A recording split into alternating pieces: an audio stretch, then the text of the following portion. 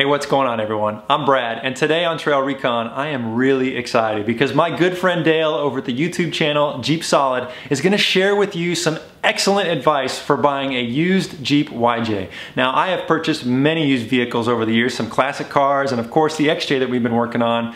And there is rarely something that's not wrong with a used vehicle. You always got to pay attention to a lot of little things, and knowing what to look for can really help you kind of negotiate the price, make a decision on is that something I want to fix or pay somebody to fix or just not buy at all. So it's really important to give it a good once over, and Dale's going to talk you through a few things that I think you're really going to enjoy. Dale, take it over, buddy. Hey Brad, thanks a lot. I really appreciate it. So I have a lot of experience with older Wranglers, and I wanted to share with you what I look for when buying a used Jeep. There's definitely some pitfalls to avoid and some things that can be overlooked to get you the best Jeep for your money. Here we have a 94 YJ. This has an inline 6, 3.5 inches of lift, and is riding on 32-inch tires. This is a very solid, clean vehicle. And here we have a 92 YJ. This also has an inline 6, 2.5 inches of lift, riding on 32-inch tires. And I purchased this as a project vehicle that I'm going to be doing a lot of work on. This Jeep has really good bones to it, but it definitely has some issues. Now, the very first thing I do when I'm walking up to that used Jeep, although this is not the most important, I just get a sense of the general condition of this vehicle. Is it really rough? Is there a lot of rust on it? Is the body straight? Is there a lot of damage? I kind of make a lap around the vehicle or two, just getting a general sense of the vehicle. And after I have an idea of the general condition of the vehicle I'm looking at, comes my two most important things I'm looking at: the condition of the frame and the engine.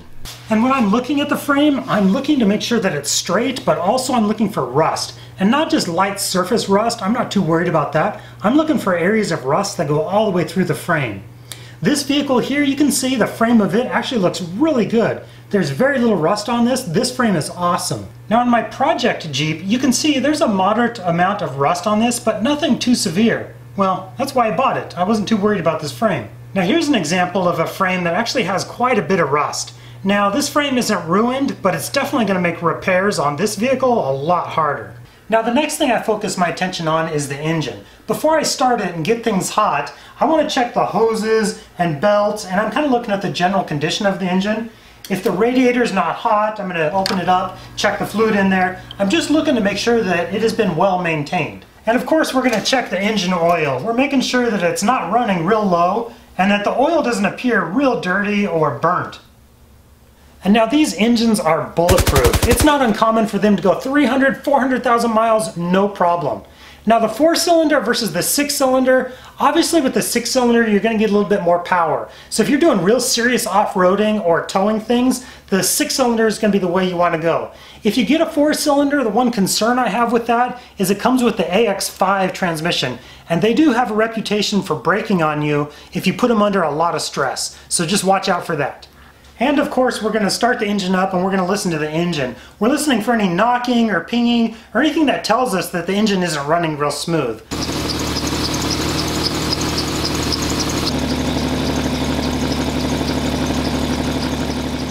We're going to take a look at the exhaust, make sure it's not blowing a white smoke, as this could indicate a blown head gasket or another serious issue. Alright, the next thing I'm going to do, I'm going to grab my flashlight and we're going to crawl under there. We're going to take a good look at the sway bars, make sure those are in good condition. We're going to look at the drag link, at the tie rod ends, see if they need to be replaced.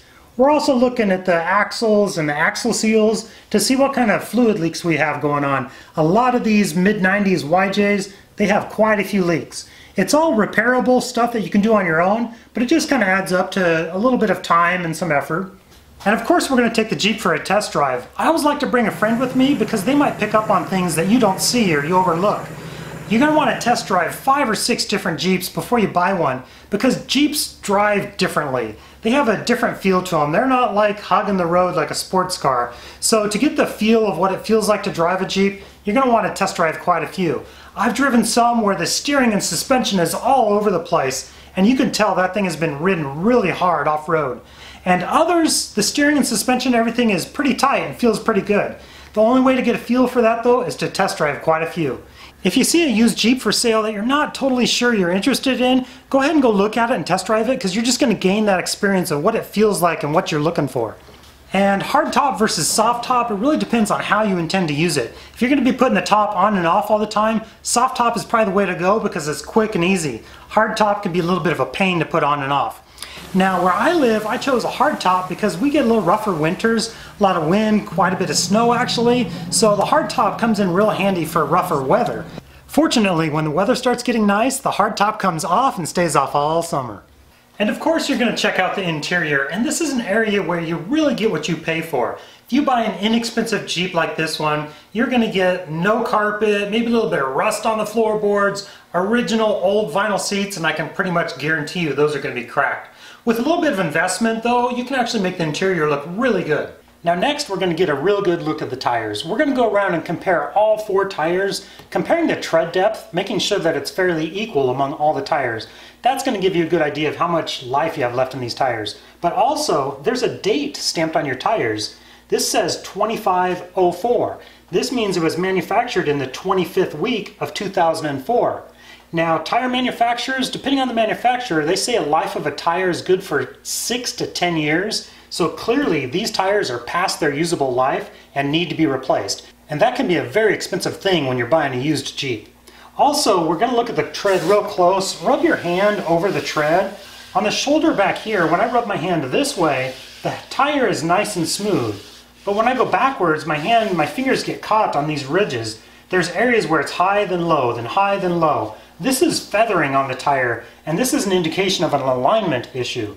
And be sure to pay attention to all those little extras, like does it come with a winch or LED lights? How about a nice custom bumper, or is it something somebody made at home? How about a full-size spare? I really like running a full-size spare. All these little extras add up to actually quite a bit. So obviously this isn't a comprehensive review of everything to check on a Jeep, but I just wanted to give you a good idea of some of the things I look for. So I'm going to get started with my project Jeep here. Thanks a lot, Brad. I appreciate you having me on. I'll see you on the trail.